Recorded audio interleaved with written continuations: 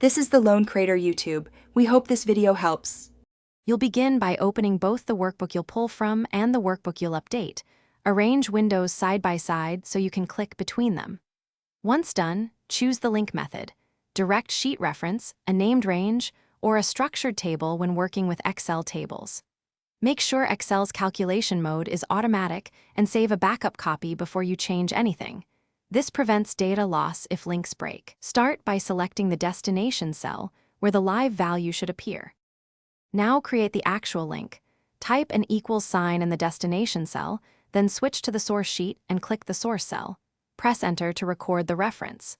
If linking to another workbook, Excel inserts the full path and sheet name. Alternatively, use named ranges to make references easier to read and maintain.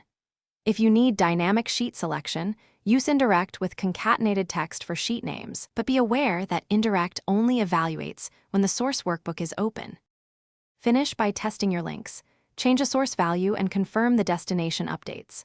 Once done, use data edit links to change the source, update values, or break links if needed. If you see #ref or hash value errors, make sure the source file path and sheet name are correct and the file is available. Relink or restore missing sheets. If you manage many links or need transformations, consider Power Query or a small VBA macro to automate and make links more robust. Thanks for watching. Consider subscribing if we helped you.